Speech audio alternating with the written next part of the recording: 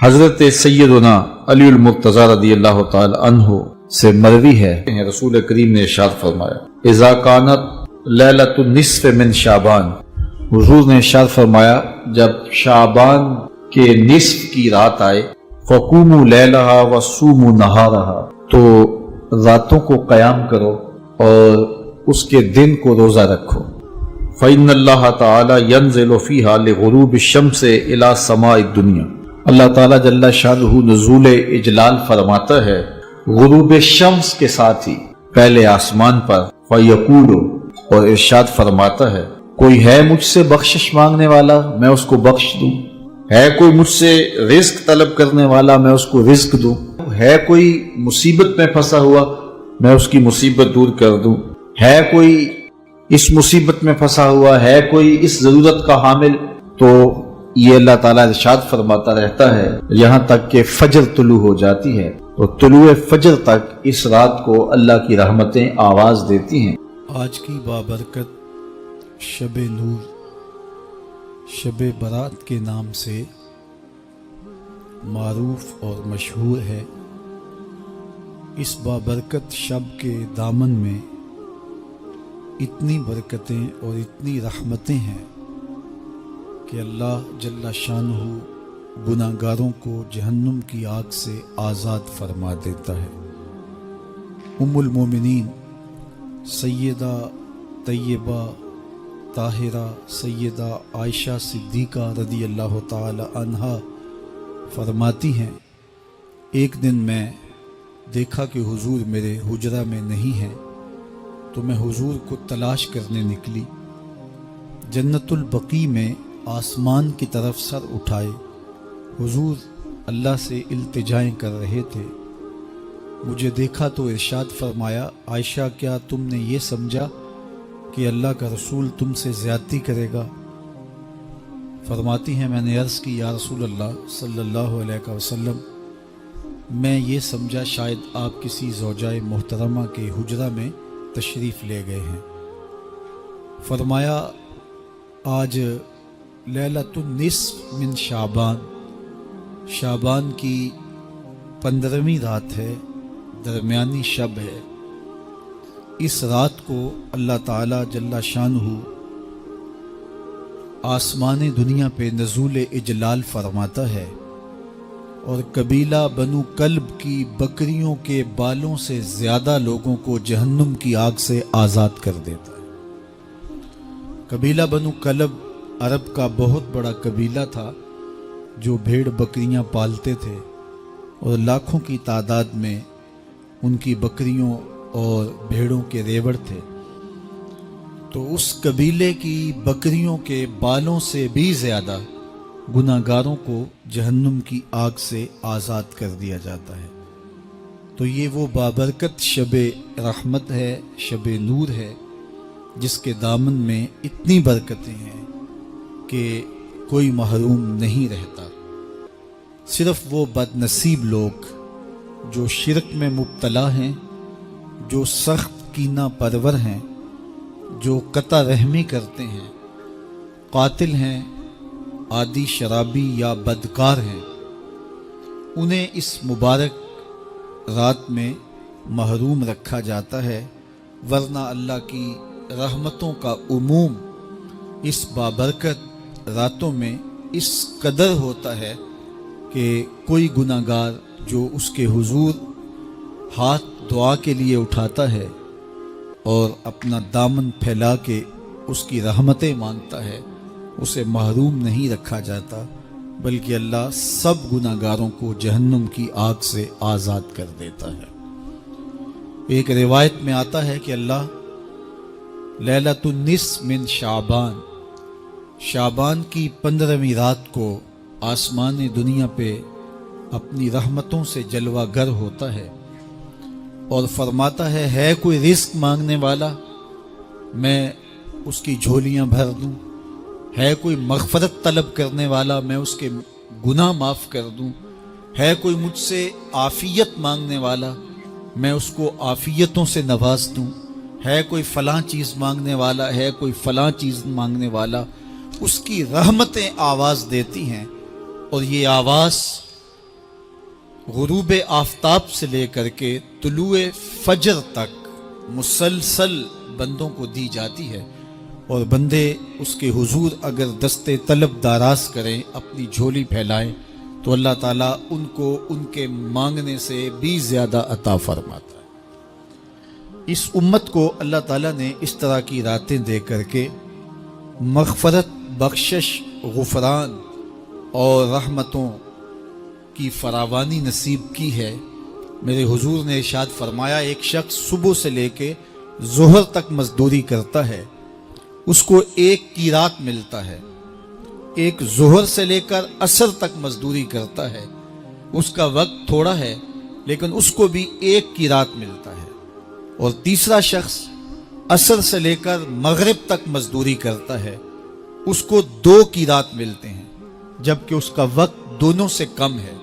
فرمایا پہلی مثال یہود کی ہے، دوسری مثال نصارہ کی ہے، اور تیسری مثال میری امت کی ہے کہ اس کو تھوڑے عمل پر زیادہ ثواب دیا جاتا ہے۔ تو یہود اور نصارہ نے اس پہ برا منایا، تو حضور علیہ السلام نے فرمایا کہ اللہ نے ان کے اجر میں تو کمی نہیں کی، لیکن مسلمانوں کو زیادہ اجر دے دیا، تو یہ اس کی کرم نوازی ہے۔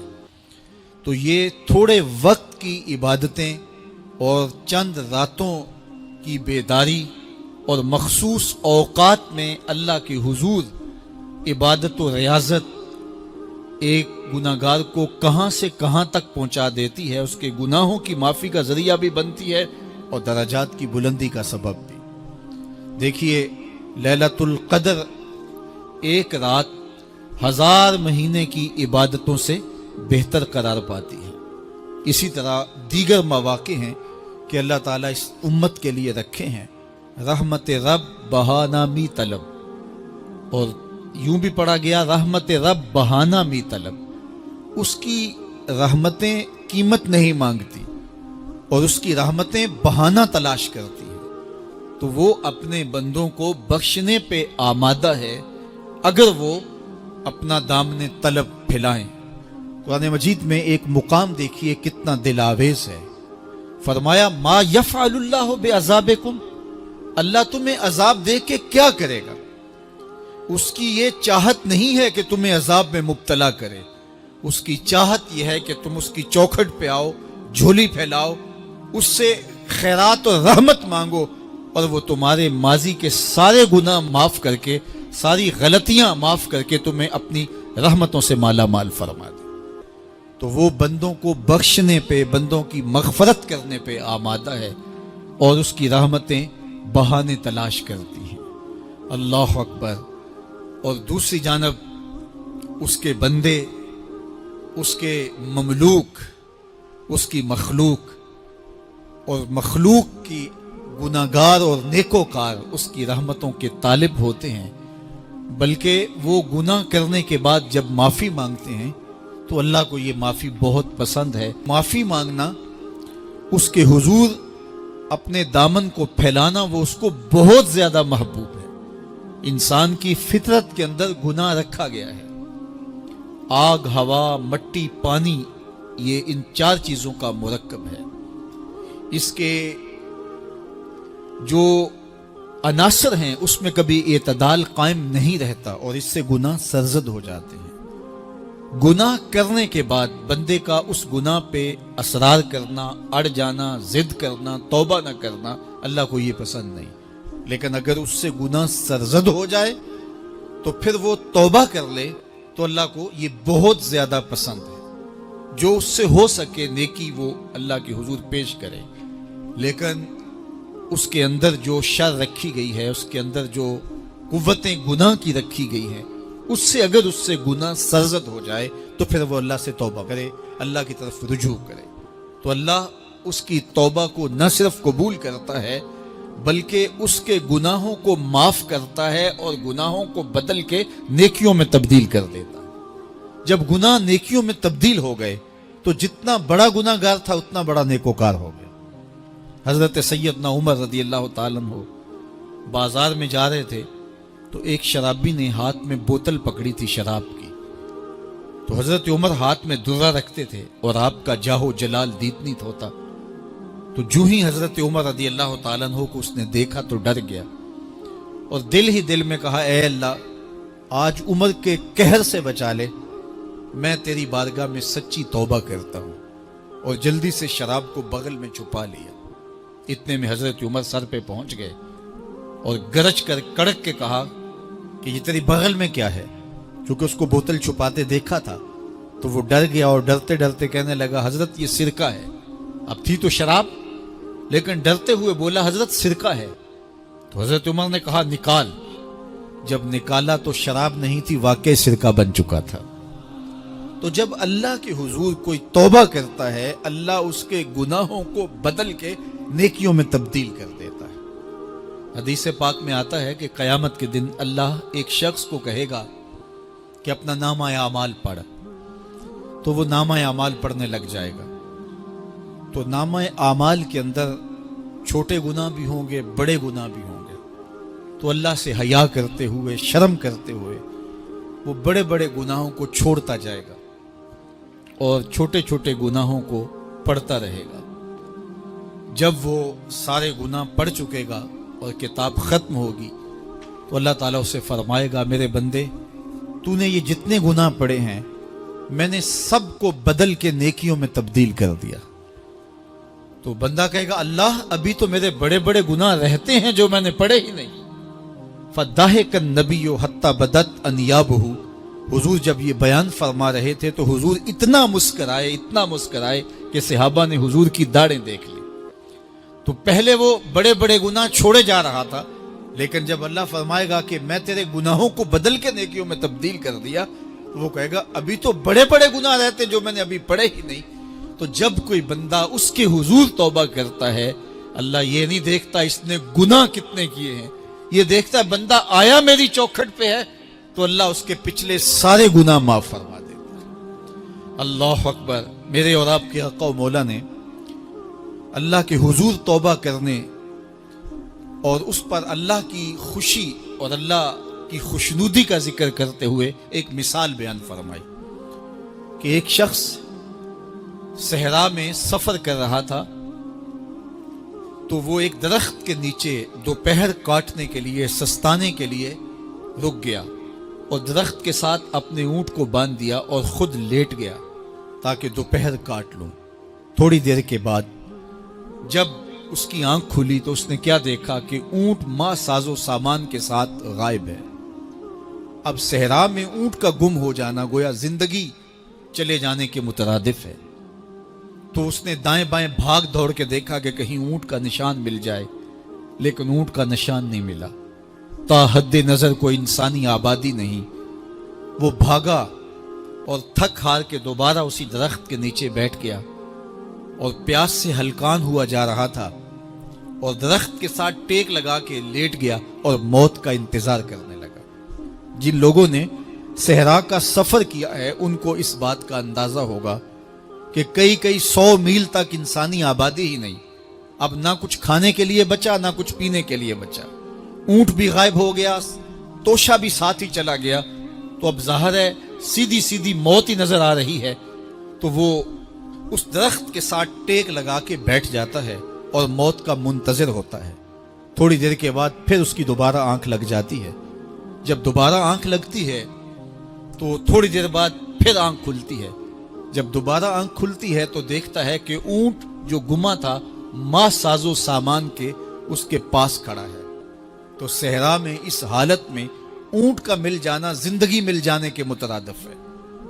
تو وہ اتنا خوش ہوا کہ خوشی کی انتہا نہ رہی، بلکہ مسرتوں کے ہجوم میں درک گیا اور کہنے کیا لگا اللہم انت عبدی وانا ربک، اے اللہ تو میرا بندہ اور میں تیرا رب۔ کہنا تو یہ تھا کہ تو میرا رب اور میں تیرا بندہ، لیکن مسرتوں کا ہجوم ہی اتنا تھا، خوشیوں کا ہجوم ہی اتنا تھا کہ زبان پہ قابو نہ رہا۔ کسی کے آنے سے ایسے ہوش اڑے ساکی کے، شراب سیخ پہ ڈالی اور بوتل میں کباب۔ کہنا یہ تھا اللہم انت ربی وانا عبدک، لیکن اس قدر خوش ہوا جب بھی تیری قربت کے امکان نظر آئے ہم اتنے خوش ہوئے کہ پریشان نظر آئے۔ تو کہنا یہ تھا کہ اے اللہ تو میرا رب اور میں تیرا بندہ، لیکن خوشیوں کے ہجوم میں وہ کہتا ہے اللہم انت عبدی وانا ربک، اے اللہ تو میرا بندہ اور میں تیرا رب۔ حضور یہ بات بیان کرنے کے بعد صحابہ سے پوچھتے ہیں کہ ذرا بتاؤ اس بندے کو کتنی خوشی ہوئی کہ خوشی میں زبان بھی قابو نہ رہی اور اپنے آپ پہ کنٹرول نہ رہا، اور خوشیوں کے ہجوم میں اسے یہ بھی پتہ نہیں چل رہا کہ وہ کیا بول رہا ہے۔ تو صحابہ نے عرض کی حضور بہت زیادہ اسے خوشی ہوئی۔ تو میرے حضور نے یہ بات کرنے کے بعد ارشاد فرمایا جس طرح اس کو گما ہوا اونٹ ملا اور اس کی خوشی کی انتہا نہ رہی، تو فرمایا جب کوئی شخص توبہ کرتا ہے اور اللہ کے حضور پلٹ کے آتا ہے، گناہوں سے معافی مانگ کے اس کی دہلیز پہ آتا ہے، میرے حضور نے فرمایا اللہ اس سے بھی زیادہ خوش ہوتا ہے کہ میرا بندہ میری چوکھٹ پہ آ گیا۔ آپ نے نام سنا ہوگا محمود غزنوی اور ایاز کا، ان کا باہم محبت کا رشتہ بہت گہرا تھا۔ ایاز ٹوٹ کے چاہتا تھا بادشاہ کو، اب دیگر مصاحبین حسد کرتے تھے، بغض رکھتے تھے، وہ کہتے تھے یہ کوئی کیا اس میں کرشمہ اور کمال ہے کہ بادشاہ اس کو اتنا ہی چاہتا ہے۔ تو بادشاہ جب ان وزراء کا مشیروں کا حسد حد سے بڑا ہوا دیکھا تو ایک دن سب کو اپنے دربار میں حاضر کیا۔ دربار میں ایک تالاب تھا تو اس میں مٹھی بھر کے موتیوں کی پھینک دی اور ایک وزیر کو کہا کہ یہ موتی نکال کے لاؤ اور یہ خیال کرنا کہ تمہارا لباس بھی تمہارا بدن بھی نہیں بھیگنا چاہیے۔ تو سب نے کہا کہ یہ عجیب بات ہے کہ حوض کی تہ سے موتی نکال کے لائیں اور لباس بھی نہ بھیگے اور بدن بھی نہ بھیگے، یہ تو لازمی ہوگا۔ پھر دوسرے وزیر کو کہتا کہ یہ موتی نکال کے لاؤ، تمہارا لباس بھی نہیں بھیگنا چاہیے، تمہارا بدن بھی نہیں بھیگنا چاہیے۔ تو وہ آگے سے حجت کرتا یہ کیسے ہو سکتا ہے کہ بدن بھی اور لباس بھی نہ بھیگے اور موتی بھی نکال لاؤں؟ تیسرے کو، چوتھے کو، پانچویں کو، ہر ایک آگے سے حجت کرے یہ کیسے ہو سکتا ہے؟ پھر ایاز آ گیا تو بادشاہ نے ایاز کو کہا کہ یہ موتی نکال کے لانے ہیں اور تمہارا لباس بھی اور تمہارا بدن بھی نہیں بھیگنا چاہیے۔ ایاز نے فوراً چھلانگ لگائی اور موتی نکالے۔ جب باہر نکلا تو بدن اور لباس پانی سے نچڑ رہا تھا، تو ایسے موتی بادشاہ کو پیش کیے اور بدن کپ کپا رہا تھا۔ تو بادشاہ بڑے غصے سے کہا کہ ایاز تمہارا بدن بھیگ گیا، تمہارے کپڑے بھی بھیگ گئے، میں نے کہا تھا لباس بھی نہیں بھیگنا چاہیے، کپڑے بھی نہیں بھیگنے چاہیے۔ تو ایاز بڑی لجاجت سے عرض کرنے لگا بادشاہ سلامت، آپ کے دو حکم تھے، ایک یہ کہ موتی نکال کے لانے ہیں، دوسرا حکم یہ تھا کہ لباس اور کپڑے بھیگنے نہیں چاہیے۔ تو ایک حکم میں نے پورا کر دیا ہے، دوسرے کی معافی چاہتا ہوں۔ تو صاحب اللہ نے حضرت انسان کے سینے میں جذبات کا ایک جہاں آباد کیا ہے، شیطان کو بھی انسان کے پیچھے لگا دیا اس کی آزمائش کے لیے، اس کے امتحان کے لیے۔ نفس بھی اس کے اندر موجود ہے، اور دوسری جانب اس کو گناہوں سے منع بھی کیا اور نیکی کی تلقین بھی کی۔ اب کتنی مشکل زندگی ہے حضرت انسان کی، آئی جان شکنجے اندر جویں ویلنے دے وچ گنا، کتنی مشکل زندگی ہے۔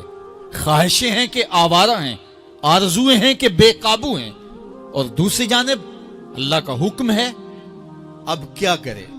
تو گناہ کرنے کے بعد پھر اللہ کے حضور توبہ کر لے، جو ممکن ہو وہ نیکی کرے اور گناہ سے مقدور بچنے کی کوشش کرے، لیکن بشری تقاضوں کے تحت اگر اس سے گناہ کبھی سرزد ہو جائے تو اس پر اکڑے نہ اور اس پہ مصر نہ رہے، اس پہ اصرار نہ کرے، بلکہ فوراً اللہ کے حضور توبہ کرے۔ گناہ کرنے کے بعد بندہ جب توبہ کرتا ہے، التائب من الذنب کمن لا ذنب لہ، تو وہ ایسے ہوتا ہے جس طرح اس نے گناہ کیا ہوا ہی نہیں۔ بندہ 100 بار گناہ کر کے توبہ کرے، اللہ 100 بار معاف فرما دے۔ وہ کریم ہے، 70 ماؤں سے زیادہ پیار کرتا ہے۔ تو بندے اس کی دہلیز پہ جب توبہ کرتے ہیں، رجوع کرتے ہیں اور اس سے معافی مانگتے ہیں، تو وہ یہ نہیں دیکھتا کہ یہ گناہ گار کتنا بڑا ہے، وہ یہ دیکھتا ہے کہ یہ میری دہلیز پہ آیا ہے اور اس کے ما قبل کے سارے گناہ معاف بھی کرتا ہے، بلکہ گناہوں کو بدل کے نیکیوں میں بھی تبدیل کر دیتا ہے۔ آئیے اب قرآن مجید میں ان لوگوں کی کہانی بھی پڑھیے جو اپنی زندگی کو اپنے مالک کے نام لگا چکے ہیں، اور ان سے اگر کوئی معاملہ سرزد ہو جاتا ہے تو وہ کس قدر اللہ سے ڈرتے ہیں. والذین یؤتون ما آتوا وقلوبہم وجلہ انہم الی ربہم راجعون. فرمایا کہ وہ لوگ جب ان سے کوئی خطا سرزد ہو جاتی ہے، کوئی گناہ ہو جاتا ہے، تو ان کے دل لرز جاتے ہیں، خوف خدا سے وہ کانپنے لگ جاتے ہیں. انہم الی ربہم راجعون، تو وہ اپنے رب کی طرف رجوع کرنے والے ہوتے ہیں. اگر ان سے کبھی کوئی گناہ سرزد ہو جائے، ان سے کوئی غلطی سرزد ہو جائے، تو پھر اس پہ ضد نہیں کرتے، اس پر مصر نہیں ہو جاتے، اس پر حجتیں اور دلیلیں نہیں لاتے، بلکہ وہ کیا کرتے ہیں، فوراً اللہ کے حضور رجوع کرتے ہیں اور معافی مانگتے ہیں. اور اللہ کو یہ بہت پسند ہے کہ کوئی مجھ سے معافی مانگے، اور اللہ انہیں معاف کر دیتا ہے. اللہ اکبر. حضرت عبداللہ ابن مسعود رضی اللہ تعالیٰ عنہ فرماتے ہیں کہ مومن کی یہ شان ہے کہ جب وہ گناہ کر بیٹھے تو وہ یوں محسوس کرتا ہے جس طرح پہاڑ تلے آ گیا. یہ اس کی کیفیت ہے کہ گناہ کرنے کے بعد، نافرمانی کرنے کے بعد اس کا دل لرز اٹھتا ہے. وَقُلُوبُهُمْ وَجِلَةٌ، ان کے دل خوف خدا سے لرزنے لگ جاتے ہیں کہ ہم سے یہ گناہ کیوں سرزد ہو گیا، یہ تو اللہ کی ناراضگی کا سبب ہے. تو حضرت عبداللہ ابن مسعود فرماتے ہیں یوں محسوس کرتے ہیں جس طرح پہاڑ تلے آ گیا ہے، اور پہاڑ ابھی گر جائے گا اور انہیں کچل دے گا. تو وہ جلدی جلدی تلافی کرتے ہیں، توبہ کرتے ہیں، رجوع اللہ کرتے ہیں تاکہ ہمارا گناہ معاف ہو جائے. اور منافق کی مثال بھی بیان کی گئی. جب وہ گناہ کرتا ہے تو یوں محسوس کرتا ہے جیسے بدن پہ مکھی بیٹھی تھی، ہلکے اشارے سے اڑا دی. سویر سے لے کر شام تک کتنی بار ہم اپنے بدن پہ بیٹھی مکھیاں اڑا دیتے ہیں اور ہمیں شام کو یاد بھی نہیں ہوتا کہ یہ عمل ہم نے کتنی بار کیا ہے. میں اور آپ اپنے اندر اتر کر کے دیکھ سکتے ہیں ہماری کیفیت باطن کیا ہے. نمازیں چھوڑی، جھوٹ بولا، غیبت کی، چغلی کی، کسی کا دل دکھایا، کسی کو تکلیف دی، گالی گلوچ کیا، سب و شتم کیا، سویر سے شام تک کیا کیا گناہ کیے. کبھی خیال بھٹکے، کبھی سوچیں آوارہ ہوئیں، کبھی نگاہوں نے بدکاریاں کی، کبھی زبان نے جرم کیے، اور شام کو ہمیں یاد بھی نہیں ہوتا کہ آج ہم نے کیا کیا جرائم کیے، آج ہم نے کیا کیا گناہ کیے. اگر ہماری یہ کیفیت ہے تو یہ عملی نفاق ہے کہ بدن پہ مکھی بیٹھی اور اڑا دی. اور اگر ہماری کیفیت یہ ہے کہ گناہ کے بعد یہ محسوس ہوتا ہے کہ ہم پہاڑ تلے آ گئے اور اللہ کی ناراضگی ہم نے مول لے لیے، اور جلدی جلدی توبہ کر کے رجوع کرنے کی جانب بڑھتے ہیں، تو پھر مبارک ہو. نہیں تو مجھے اور آپ کو اپنا محاسبہ کرنا چاہیے. ہمارے دلوں پر زنگ چڑھ گئے ہیں اور ہماری کیفیت یہ ہو گئی ہے کہ گناہ کرنے کے بعد بھی ہم ڈٹے رہتے ہیں. جبکہ زندگی اصحاب رسول کی دیکھیے ان سے بھی کبھی کوئی خطا سرزد ہو جاتی تو وہ فوراً اس گناہ کی تلافی کے لیے حضور کی بارگاہ میں حاضر ہو جاتے. حضرت ابو لبابہ رضی اللہ تعالیٰ عنہ نے اپنے آپ کو مسجد نبوی کے ستون کے ساتھ بندھوا دیا اور کہا کہ جب تک میری معافی نہیں ہوگی تب تک اپنے آپ کو کھلواؤں گا نہیں. اور پھر جب ان کی بخشش کا اعلان ہوا تو پھر حضور کے ہاتھوں سے اپنے آپ کو انہوں نے کھلوایا.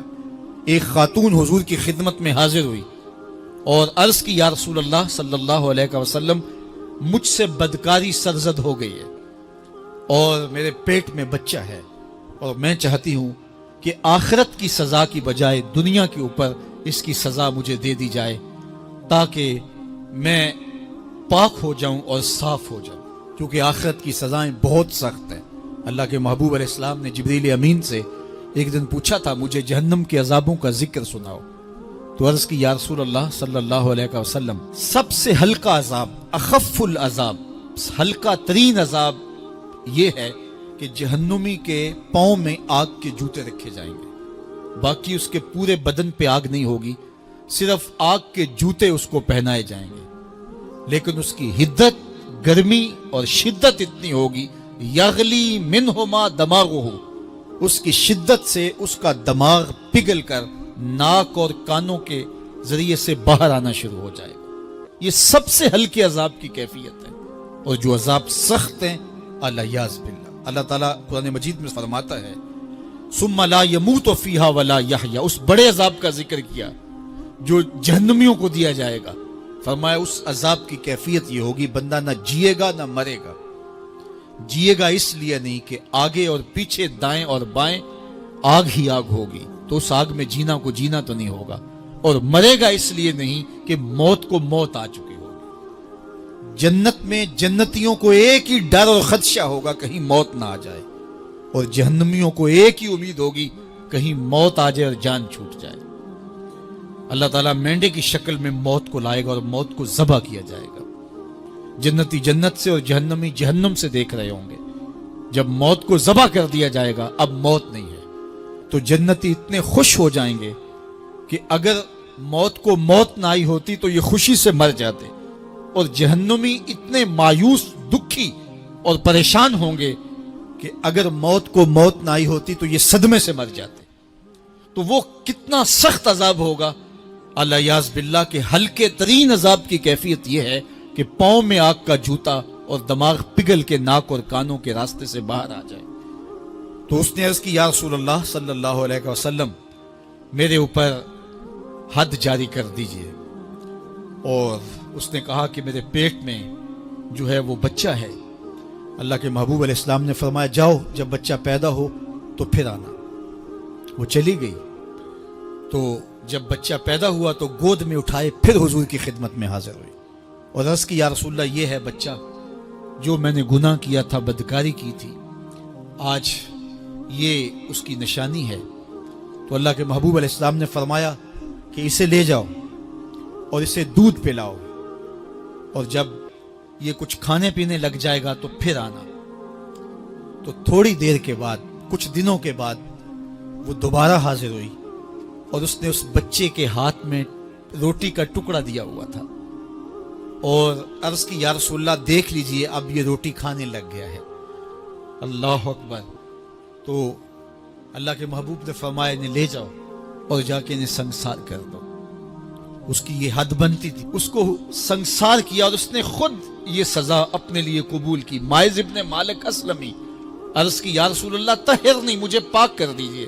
میرے حضور نے فرمایا جاؤ اللہ سے معافی مانگو. وہ گئے اور معافی مانگی. بے چینی اتنی تھی، پھر آ گئے اور عرض کی طہرنی یا رسول اللہ، حضور مجھے پاک کر دیجئے. فرمایا جاؤ اللہ سے معافی مانگو. وہ گئے، معافی مانگی، پھر پلٹ آئے.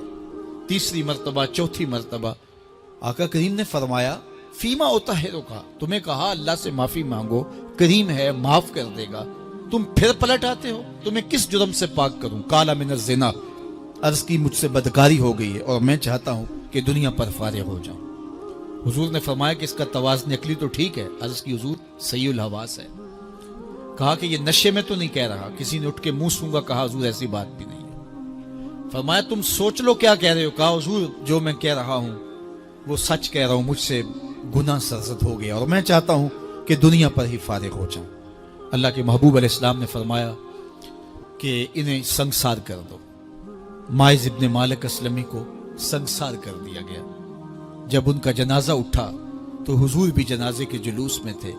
کسی کی زبان سے نکلا لو مائز نے گناہ کیا تھا. بس یہ بات سننے کی دیر تھی، اللہ کے محبوب کے چہرے پہ جلال آ گیا. فرمایا خبردار اگر کسی نے میرے مائز پہ بات کی.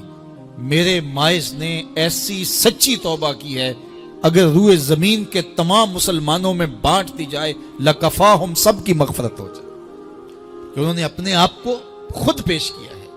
اب مائز ابن مالک کا جنازہ اللہ کے رسول نے خود پڑھایا، بلکہ مسلم کتاب الحدود میں ہے کہ ان کے جنازے کے دوسرے دن یا تیسرے دن حضور ان کے ہاں تشریف لے گئے.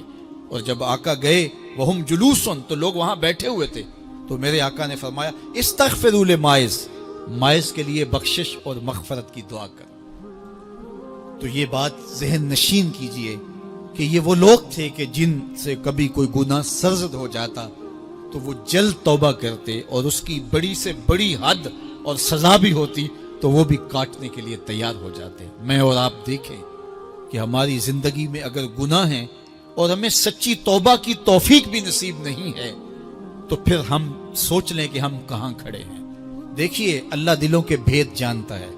سچی توبہ یہ ہے کہ جو کیے پر ندامت ہو اور آئندہ نہ کرنے کا عزم مصمم ہو، پکا ارادہ ہو کہ یہ گناہ زندگی میں دوبارہ نہیں کروں گا. الگ بات ہے کہ پھر دوبارہ اس سے سرزد ہو جائے، لیکن جب وہ توبہ کر رہا ہو تو اس وقت اس کا پختہ عزم ہو اور اس کے دل کے کسی گوشے میں نہ ہو کہ چلو میں توبہ کر لیتا ہوں اور پھر ہو گیا تو پھر کر لوں گا، پکا عزم ہو کہ دوبارہ یہ گناہ نہیں کروں گا۔ اور اگر زبان سے توبہ توبہ کر رہا ہو اور دل میں ہو کہ ٹھیک ہے یہ تو صبح بھی مجھ سے عمل بد سرزد ہونا ہے، تو اللہ تعالیٰ سے یہ مذاق کرنے والی بات ہے، اور اللہ تعالیٰ سے جو مذاق کرتا ہے وہ کہاں کھڑا ہے وہ خود سوچ لے۔ وہ کیا کسی نے کہا تھا کہ توبہ کی پھر توبہ کر کے توڑ دی، میری اس توبہ پہ توبہ کر اٹھی۔ تو ایسی توبہ نہیں ہے کہ جو رسماً کسی مجلس میں چلے گئے، کسی اجتماع میں چلے گئے تو سب لوگوں نے توبہ کی تو وہ بھی توبہ کرتا رہا، لیکن اس کا عزم مصمم پختہ ارادہ نہیں تھا گناہوں کو چھوڑنے کا، تو یہ توبہ نہیں، یہ مذاق ہے۔ اس لیے اللہ کے حضور سچی توبہ یہ ہے کہ ما قبل کے گناہوں سے ندامت پیدا ہو جائے اور سچے دل سے ارادہ کیا جائے، پختہ عزم کیا جائے کہ دوبارہ میں یہ گناہ نہیں کروں گا۔ یہ الگ بات ہے کچھ عرصے بعد اس سے پھر سرزد ہو جائے، پھر وہ گناہ ہو جائے، تو پھر وہ پکی توبہ کرے، تو 100 بار بھی گناہ کرے گا، 100 بار بھی توبہ کرے گا، اللہ 100 بار قبول کرے گا۔ تم نے اس کے حضور پیش ہونا ہی ہونا ہے، اس کے حضور جانے سے تم بچ نہیں پاؤ گے، چھٹکارا نہیں، رستگاری نہیں۔ ایک ایک عمل کا تمہیں حساب دینا ہوگا، ایک ایک حرکت اور ایک ایک سکنت تمہاری تشت بام ہوگی، تمہارا پوشیدہ اور مخفی عمل قیامت کے دن سامنے آ جائے گا۔ اللہ اکبر، یہ قرآن ہے، یہ کوئی فرضی کہانی نہیں ہے۔ انہ لقول فصل وما هو بالہزل، فرمایا یہ قول فیصل ہے، یہ طے شدہ حقیقت ہے، یہ امر واقعی ہے، یہ کوئی مذاق نہیں ہے کہ یوں ہی کو کہانی بیان کر رہا ہے، یہ سب کچھ ہونے والا ہے، یہ اپنی آنکھوں سے تم دیکھو گے۔ آج انکار کرو یا اقرار کرو، تمہیں کھلا موقع دیا ہے، حتیٰ کہ تم کافر بن کے زندگی گزارنا چاہو، نمرود بن کے جینا چاہو، فرعون بن کے جینا چاہو، حامان بن کے جینا چاہو، ہم تجھے دنیا پہ موقع دیں گے۔ لیکن یہ نہیں ہے کہ جب زندگی کی بساط لپیٹے گی پھر کام ختم ہو جائے گا، نہیں، یہ تمہیں ہمیں فرصت دی ہے، پھر ہم نے تم سے حساب لینا ہے، ایک ایک عمل تمہارے سامنے آئے گا۔ اللہ اکبر، ذرا غور کیجئے، فآمنوا باللہ، تو بہتر ہے کہ اللہ پر ایمان لاؤ، اس کے حضور تو تم نے آنا ہی آنا ہے، بہتر نہیں ہے کہ جیتے جی آ جاؤ، پھر لوگ تجھے اٹھا کے لائیں گے، اچھا نہیں ہے کہ اپنے قدموں سے چل کے آ جاؤ۔ کی آگ سن لوک یعقوب تینوں جدوں ٹر پہ سر منہ گج کے تو، پھر جو کفن کی تنیوں میں لپیٹ کر کے تجھے لے کر کے جایا جائے گا، تو اچھا نہیں ہے کہ اپنے قدموں سے خود چل کے مالک کی دہلیز پہ چلے جاؤ۔ ایک حدیث میں آتا ہے کہ اللہ بندے کو اپنے سامنے سے ہٹنے نہیں دے گا جب تک اس سے 4 سوال نہیں کر لے گا۔ آپ دیکھیے، میں دیکھوں کیا ہم ان سوالوں کے جواب دینے کے لیے اپنے آپ کو تیار کر رہے ہیں۔ پہلی چیز، اللہ پوچھے گا عمر کہاں گزاری۔ دوسرا سوال، اللہ تعالیٰ علم کے بارے میں پوچھے گا، جو پڑھا تھا بتا عمل کہاں تک کیا، خلوت جلوت زندگی شام و سحر تیرے اس سیکھے ہوئے علم کی مطابقت میں تھے یا علم عزت دولت کمانے کے لیے پڑھا تھا۔ تیسری بات، اللہ پوچھے گا مال کمایا کیسے، اور مجھے بتا مال خرچ کہاں کیا۔ آج لوگ نیب سے ڈرتے ہیں کہ ہم سے پوچھ نہ لیا جائے کہ یہ آیا کہاں سے، منی ٹریل پیش کرو، یہاں ہم بچ جائیں گے۔ کوئی مکر، کوئی دھندا، کوئی فریب چل جائے گا، کوئی پریشر، کوئی افرادی قوت، کوئی سیاسی اثر و رسوخ، کوئی رشوت، کوئی سفارش، کچھ نہ کچھ تو راستہ نکل ہی آئے گا۔ اور آج کی دنیا میں صرف یہی پوچھا جاتا ہے کمایا کہاں سے، یہ نہیں پوچھا جاتا خرچ کہاں کیا، جیسے چاہو خرچ کرو، لیکن وہاں سوال ہوگا وَفِيمَا أَنفَقَهُ، خرچ کہاں کیا، یہ سوال بھی کیا جائے گا۔ وَعَنْ جِسْمِهِ فِيمَا أَبْلَاهُ، اور جسم کے بارے میں پوچھا جائے گا، اس جسم کو دی ہوئی توانائیوں کو خرچ کہاں کیا۔ بعض روایت میں عَنْ شَبَابِهِ فِيمَا أَبْلَاهُ، جوانی کے بارے میں پوچھا جائے گا، تیری جوانی کے خوبصورت دن کہاں گزرے، مجنو بن کے چوکوں میں کھڑا تو نہیں رہا، پارکوں کے گرد پروانوں کی طرح گھومتا تو نہیں رہا، تیری نظر بدکاریاں تو نہیں کرتی رہی، اپنی خواہشات کا غلام بن کے زندگی تو نہیں گزاری، تیری ساری ساری رات 4 انچ کی سکرین کے اوپر بدکاریاں کرتے بسر تو نہیں ہوئی، پوچھا جائے گا بتا جوانی کہاں گزری؟ جوانی مستانی ہے یہ کہہ کر کے تو نے ہر ضابطے سے چھٹی تو نہیں کر لی تھی، یا جوانی کے تقدس کو تو نے محفوظ کیا اور راتوں کی تنہائیوں میں اللہ کے حضور سجدہ ریزی کرتا رہا؟ میرے اور آپ کے آقا و مولا نے فرمایا جو جوان جوانی میں توبہ کرے وہ اللہ کو محبوب ہے۔ اللہ اکبر۔ اور اللہ جن 7 لوگوں پر اپنے عرش کا سایہ کرے گا ان میں سے ایک شخص کا ذکر کرتے ہوئے فرمایا وَشَابٌ نَشَأَ فِي عِبَادَةِ اللَّهِ، وہ جوان جس کی جوانی اللہ کی عبادت میں گزری، قیامت کے دن جب کوئی سایہ نہیں ہوگا اللہ اسے اپنے عرش کا ٹھنڈا سایہ عطا فرمائے گا۔ میرے مخاطبین جو اس وقت میرے سامنے موجود ہیں بالمشافہ، اور پوری دنیا کے اندر جو اس وقت مجھے دیکھ رہے ہیں، ان میں زیادہ تر تعداد نوجوانوں کی ہے، تو میں آپ سب سے مخاطب ہوں اور آپ کو کہتا ہوں کہ یہ جوانی دوبارہ نہیں ملنی۔ بندہ کہتا ہے بڑھاپا آئے گا دیکھ لیں گے، جس طرح ہر چیز کا سرور جوانی میں ہوتا ہے، ہر چیز کا لطف بندہ کہتا ہے جوانی میں ہے، سجدوں کا جو لطف جوانی میں ہے وہ کسی اور زمانے میں نہیں ہے۔ اپنی پیشانی کو سجدوں سے آشنا کرو، اپنی جوانی کو مثل سحر بے داغ رکھنا، اپنے شباب کو الجھنے نہ دینا، اپنے شباب کے تقدس کو پامال نہ ہونے دینا۔ اس کائنات کا بہترین چہرہ وہی ہے جو جنسی کالک سے محفوظ ہے۔ اپنے تقدس کو مجروح نہ ہونے دینا۔ تمہاری زندگی شبنم سے پاکیزہ تر رہے، سحر سے پاکیزہ تر رہے، تمہاری جوانی اتنی خوبصورت ہو کہ محمد عربی کو رشک آئے تمہاری جوانی پر۔